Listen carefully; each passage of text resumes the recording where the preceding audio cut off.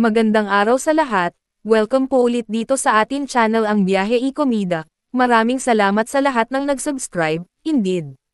Punta tayo sa atin topic, August 8, 2025. Komento ni Vice Ganda sa pagkuha ng ID, trending sa social media.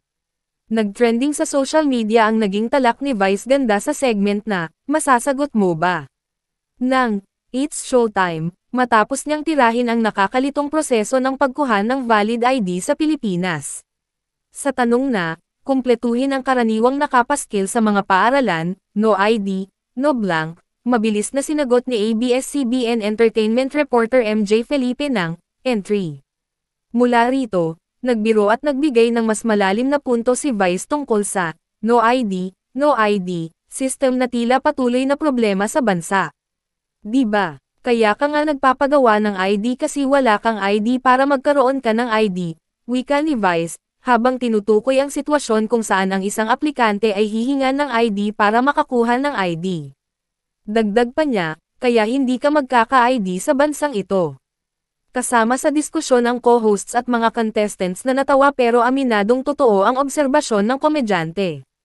Narinig din sa studio ang hiyawan ng madlang people na tila relate sa issue. Marami sa mga netizens ang nagbahagi ng kanilang sariling karanasan, gaya ng ilang beses na pagbabalik sa opisina o pagkakaroon ng dagdag na gastos para lang magpakita ng ibang identification na hindi naman lahat ay agad available.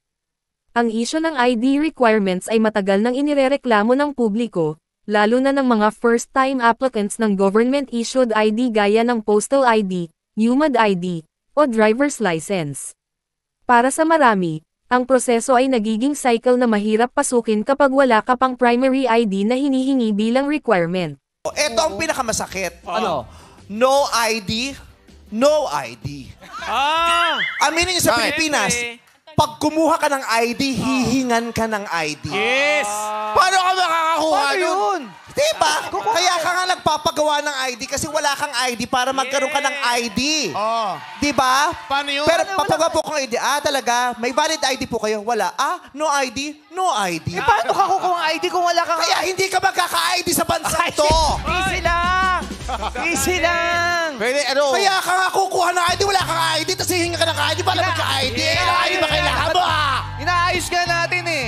Pero sa inyo, no ID, no? Problem. Yan, no. Ganon. Diyos ko, unang tanong pa lang, ang daming nangyari. No ID, no ID. Oo. So, no ID, no entry, that is invalid. Walang tamang sagot. No ID, no entry is correct! Patuloy na tumutok sa It's Showtime Monday to Saturday. At laging bisitahin ang website ng kami para sa mga bagong entertainment news. At yan ang ating latest showbiz chika update for today. Huwag kalimutan mag-subscribe, click the notification bell for more showbiz chika updates, like and share the video at suportahan po ang ating Facebook page. Maraming salamat sa lahat ng nag-subscribe indeed. Magandang buhay sa lahat, adios!